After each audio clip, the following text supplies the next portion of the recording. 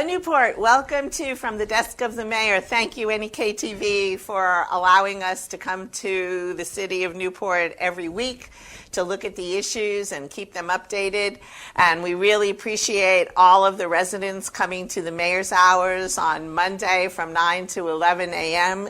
and letting me know what's concerning you so we could address them at council meetings. Thank you for taking advantage of the Wednesday appointments from 9 to 11 as well. And today we have a fantastic guest.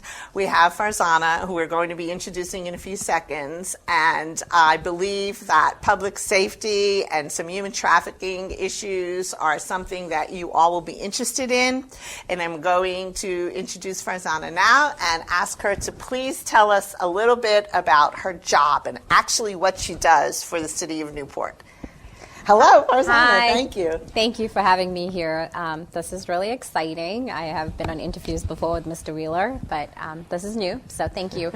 Just to quickly briefly give the public a synopsis of my office. I have currently I'm the state's attorney, and with me I have 4 deputy state's attorneys. So one who specifically does juvenile court, and the others who all do criminal court. I have 2.5 victims advocates. One of my advocates works in Essex County as well as here in Orleans County, and then the other 2 are dedicated to Orleans County victims. So that would be ranging from sex assault, domestic violence, to retail theft. We treat every victim the same. And then I had admin support staff. I have at least 3 of them. So that is my office in a nutshell. What I do for work is when law enforcement investigates a crime, and my office, bring those charges. And so we normally review cases, whether they're sex assault cases or, robbery, assault and robbery cases. I review them, and then I would go ahead and bring charges. And sometimes those charges might be a little bit different than what law enforcement had planned to charge, because I might see more elements of a different offense and might upcharge that as well. So that is essentially what the state's attorney does. They bring charges. So is it only law enforcement that can refer cases to? No. DMV, we have DMV cases. So whether it's an auto store that has issues with titles, we have other agencies such as DCF, and that's family cases in juvenile court. Those are called CHINS proceedings, and so we have delinquencies, but that comes from law enforcement as well. And other agencies would be fish and game. So we also have fish and game cases, so hunting, fishing. If those are done illegally, then those cases that I get in my office as well. And what about private citizens? Do they refer cases to you, or do you then send them, possibly say, we don't handle this, go to law enforcement? How does that work? Yeah, so we do get calls from local citizens. Hey, I'm having an issue, whether it's boundary issues, and sometimes we will say, well, this might be a civil issue. I can't give you legal advice, but you need to, go on the Vermont Judiciary website and look at what your next steps are. If someone is complaining of a theft, we would always tell them to contact local law enforcement in order to have them investigated so that I can then review that. So the best way is for a private citizen to contact law enforcement, have them do their process and their due diligence, and then, if appropriate, they will send it on to your office. Correct. Right. Okay. There has to be an investigation. Yeah, we don't take private citizen cases. Exactly. And I wanted that to be clear because I get questions sometimes, and I wanted them to hear it directly from the expert as opposed to my advising them. Right. So thank you for that. Yeah. So human trafficking has always been something that I've been involved with for many, many years. And I've trained on the grooming process, and I know that sometimes people are not aware that human trafficking is also a byproduct of other issues like drug issues and so on, and it's not something that the myth is that it's hidden and it's not in my town or it's not in my city, but that's not true. And so if you could just give us anything you'd like to say, just kind of run with this, okay? And my main concern is that the people are safe and they should not interfere. They should go to the appropriate authorities. Right. And so in terms of human trafficking, I mean, you've trained in it, you know there's not one specific characteristic for a trafficking victim, correct? Right. So it could involve any race, gender, disability. There's so many different factors. But as you had pointed out, drugs is certainly an issue, right? And so human trafficking, in a nutshell, it's fraud, force, or coercion, compelling someone to do something by using deceit. Right? And so in that instance, what we are seeing locally is young women who are either in the juvenile system, or they come from a home with domestic violence, or home with a substance abuse, or they themselves are addicted to a substance. And those vulnerabilities make it easier for them to be targeted. And so you find that traffickers then use them to travel out to Connecticut to go do commercial sex acts. And, a few years ago, we had a young woman who eventually succumbed to her addiction, which is really sad and very close to my heart. And she was trafficked. She was local here. She was addicted to drugs. She had a rough past, and that was her vulnerability. And she had ended up going to Connecticut, and she'd come back, and you could see she was trafficked by the clothes she wore, and they used drugs in order to keep her going. And they used deceit such as love and promises. And so she would come back and she would reach out to us, reach out to my office. We'd have law enforcement come sit with her, and then she'd give us information, and then she'd go back again, and then we won't see her for months, and then she'd come back again. It was a really, really sad situation, and I'll never forget that. And so we do have a few young girls locally that we know that is currently being trafficked. And they don't see themselves as victims. They also don't see themselves as being in this deceitful relationship. It's, yep, I can control this. I'm controlling this. And that's not it. And so more and more every day we find that, a lot of young women in our area is being trafficked to out of state, whether they are transporting drugs and going then and committing sexual acts in the other state. So, if you know someone, if you know a family member, a friend or their daughter or someone who's being affected, or you think they're being trafficked, there is help. There's information. If you go onto the website, you just Vermont Human Trafficking, and it'll pop right up, and there's phone numbers that you can contact. And so what we have just started now in this county is there is a human trafficking task group, and we just started, I think we're going to have a meeting on June 5th. But so what they do is help victims of trafficking. And so they help them with the trauma, they help them get situated with shelter and whatever assistance they need.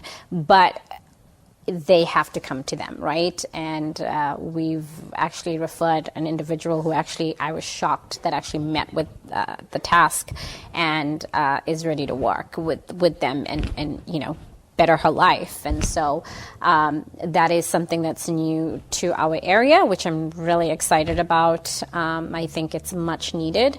You always think it's not my town, not my city, but it is. It's happening. As you all know, we are dealing with the drug issues currently. I mean, the shooting at Walmart. These are all, things that are happening that people are not really aware of until they hear there's a shooting. Then it's like, oh my God, is this drug related? So yes, it is. So I'm excited about this task group. Right. But this is distinct from the state task force. Right. I'm a member, and this is separate and apart. So how is this actually organized? How did it come about? So So essentially, it is people. You have individuals from different multidisciplinary groups. So you have DCF involved. You have my office involved. You have the CAC that's involved. The director Ryan. We have law enforcement, so the sheriff's department. So all of these individuals come together and we talk about, what are our trafficking issues and if there's anyone to refer. And we did a whole training. I want to say sometime in April, right. March or April, that we did a training here at the State Building, and went through what human trafficking is about and what we're looking at, and is it just sex trafficking? No, it's also employment. It's labor. You find a lot of that too, where people are living in homes, or whether they're working at a business and they're working long hours and they're not, don't have their own time, and then they promised either citizenship or, and again, those people are targeted because they're not proficient in English, or their immigration status. So there's just so many different types of human trafficking. And that's the key, is that there's right. the so many different types of human trafficking. Right. I mean, even just moving people across the state yes. to state is different. And Vermont, because it has waterways and it has so many exits to the different states, is just prime. Oh, right, and international, and Canada too. That's correct. So, we border Canada, so that as well. But yeah, definitely. Are you finding that if there are, say, vacant homes or second homes that are vacant, maybe rented, that they are being used for trafficking? Have you found that here in Newport? No, I mean, locally, I know that in terms of local homes, it's, and I'm talking about like just harboring, just sure. keeping individuals who are. I'm so sorry. But what we're seeing, and I think people understanding locally, is that we have locals who are addicted to drugs who are harboring out of states. In terms of trafficking, I don't know that we have anything locally, or if we did, I don't know if I want to talk about that. No, sure, of course. But yeah. Yeah. So the city council, we are doing community forums, and we did public safety and policing one, and you were phenomenal there. And we're going to be incorporating one where we're going to be talking about human trafficking, and I'm going to be reaching out to you so we can coordinate that. Yeah, that would be wonderful. Right. And, the schools need to understand what's going on, the grooming process, gangs, how they're incorporating human trafficking in, because parents need to know as well. If you see a couple across the way and you think it's trafficking, don't walk out there and don't interfere, because Correct. that victim could be harmed or moved out of the state immediately. Correct. Reach out to the appropriate authorities. Right. And so that's a big concern. Yeah. Because people have big hearts and they want to help. Right. But we also have to watch out for their safety as well. That is correct. Yeah. So I'm going to reach out to you to coordinate this forum sooner than later. Yeah, that would be And great. I think the grooming process is very important for people to understand, because it is an eye-opener. No, 100%. And I think it's really important that we start educating our parents, our children, what to be careful and what to look out for, because that's where it starts, right? Like, it starts at home. You learn. You have to learn these things, or else you're going to be out and not realize it. And again, they use deceit, they use love, they use substances, all of these different things to hook a person in, and especially young people.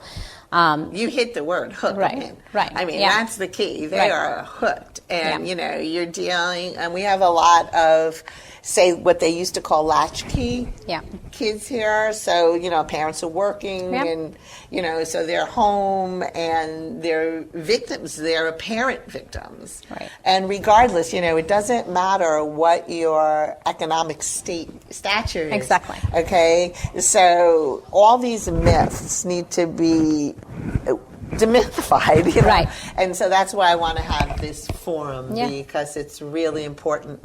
And it's important also because the judges deal with this all the time, and they need to understand the lingo. Yeah. Okay, they need to understand the buy-in.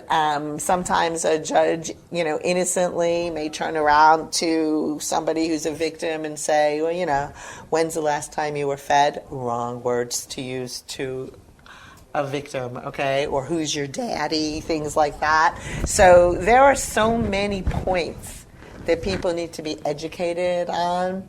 And that awareness comes from the experts. Right. And so yeah, that's really important. I think we as a community need to be strong. We need to stand together, and we need to work towards bettering ourselves, right? Mm-hmm. And also our community, to ensure that our young people are given the tools to live, mm-hmm. and given the tools to be able to, be successful. And let's start talking about these things. Let's not hide behind a curtain. Let's talk about all of these things. Let's talk about drugs. Let's talk about sex assaults. Let's talk about domestic violence. Let's talk about human trafficking. These are happening in our community, and we need to educate our children, because they are our future. That's right. They are our future. You hit it. That's exactly right. That is, I can't even begin to tell you how, well, we know I'm passionate about it, Right. and I know you're passionate about it. I know our sheriff is Yes. passionate about it. So I think Newport's in good hands with the right people who are not going to look the other way when it comes to these underground issues. Right. And because it's not so underground anymore. No.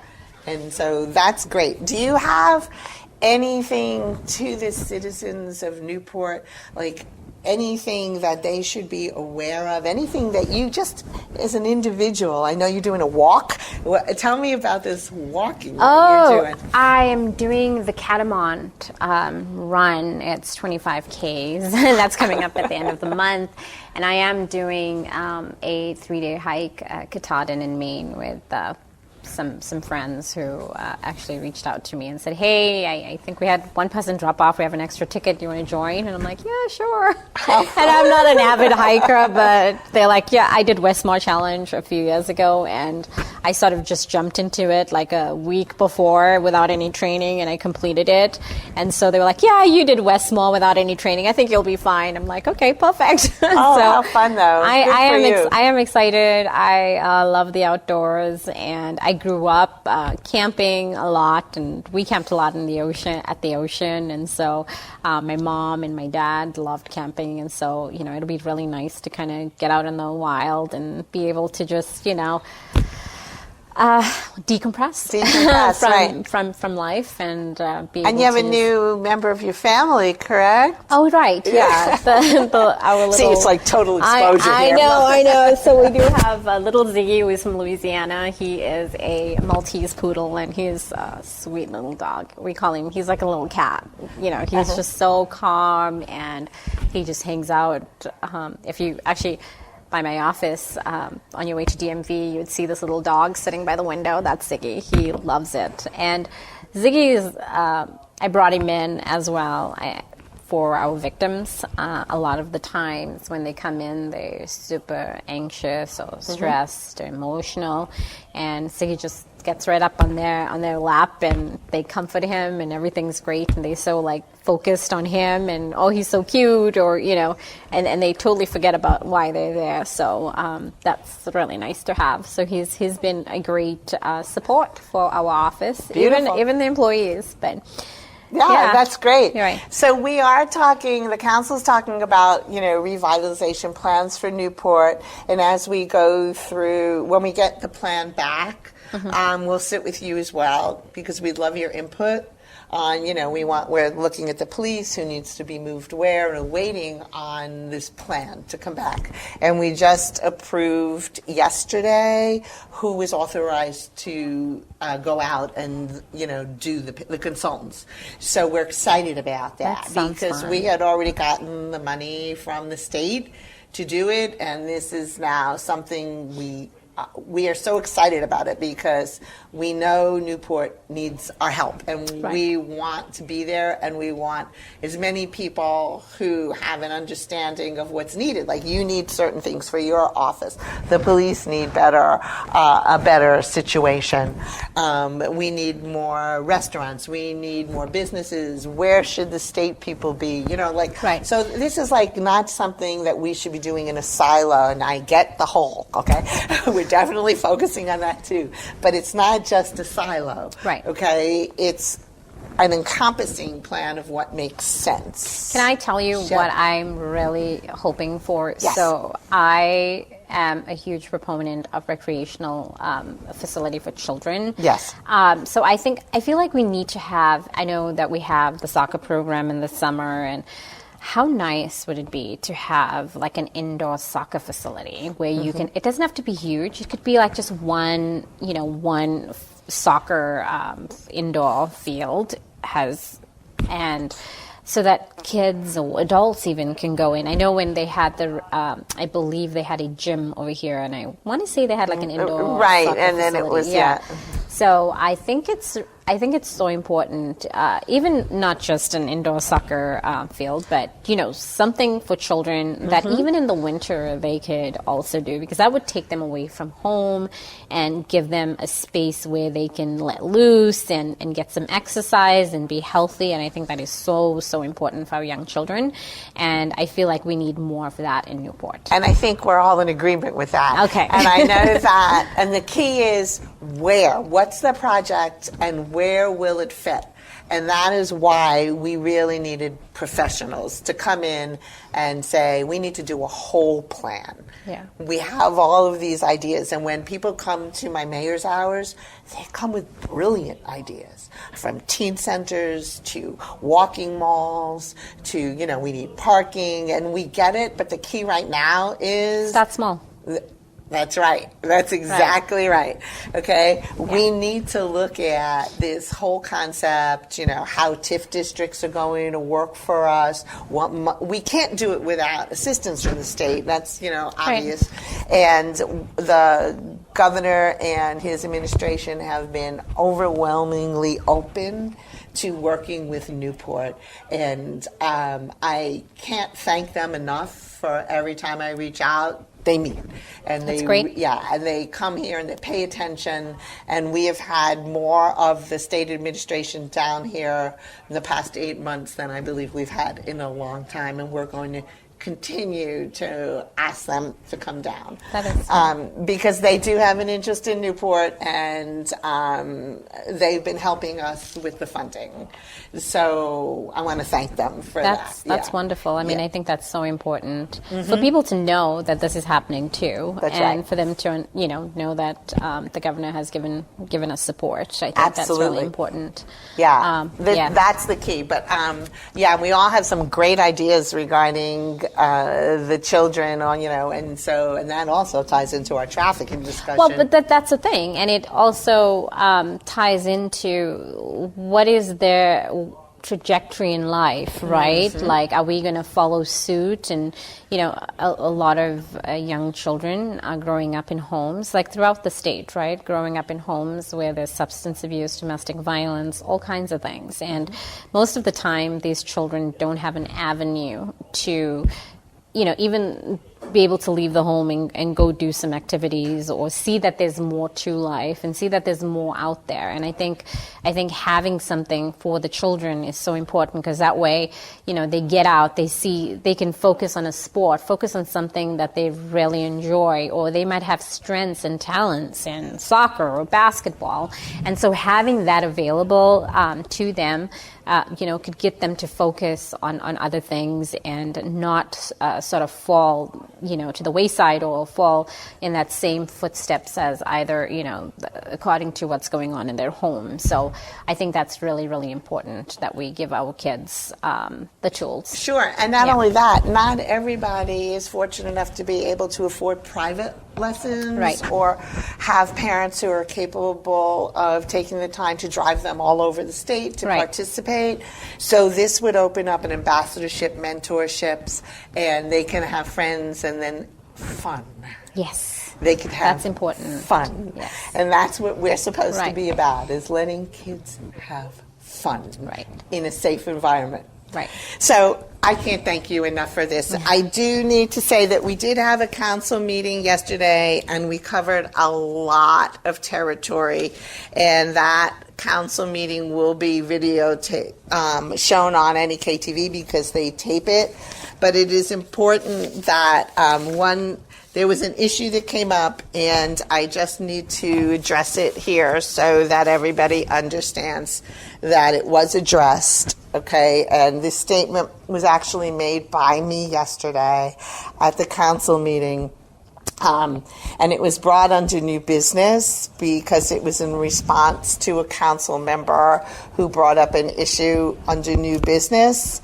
And I had to address an exchange that occurred concerning two council members, Councilmember Charbonneau and Councilmember Curtis. And as I understand it, Councilmember Charbonneau had hand-delivered to Police Chief Bingham various Vermont statutes concerning the criminal impersonation of a police officer. That same day, Councilmember Charbonneau used his city email address to send an email to the city manager, directing the city manager to forward a criminal complaint concerning Councilmember Curtis to the Orleans County Sheriff's Department.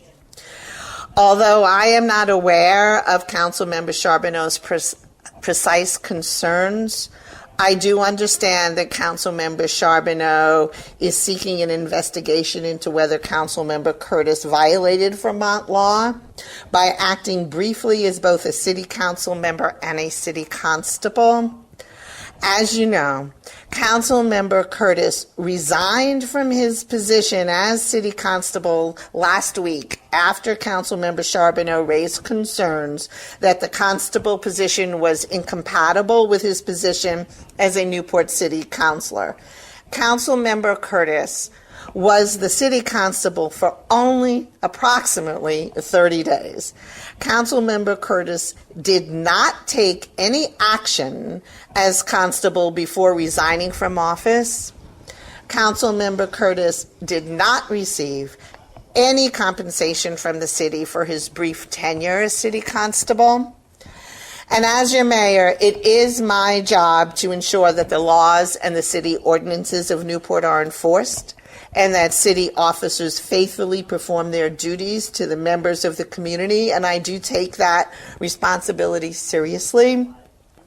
The type of infighting and abuse of law enforcement resources is not in the best interests of the city. Councilmember Charbonneau had no authority over the city manager or the police chief, okay, in order to bring this type of action. He had no right to seek a criminal investigation on behalf of the city. As a private citizen, the council member could have done so. He can go out there if he has a belief. He can do that as a private citizen. But he cannot do that in his official capacity on behalf of the city. So once again, he was informed that if he has concerns, he can go out and do it as a private citizen, but on behalf of the city, no authority, and the methods he used were inappropriate. I did review the emails, and it is quite concerning, as nobody else apparently believes that this took place, since there was a proper appointment of the council member Curtis to be the constable, and when we made a decision that in fact maybe there was a conflict, he stepped down. So keep your political positions apart, okay, and let's not put the city in any liability, and let's not fight anymore amongst the council members. remember your respective roles, because it's not healthy for the city and it's not healthy for the citizens, okay? And I'm sorry I had to bring this up, but it's my obligation to let you know what happens for transparency in the city. But I do want to thank everybody for being here and for coming to my mayor hours. I want to thank Farzana for coming here and explaining all these wonderful things that you're doing for the city. And so thank you, NEK-TV, and I will see you next Tuesday, and I will also see you at my mayor's hours. Thank you again. Have a great week, Newport.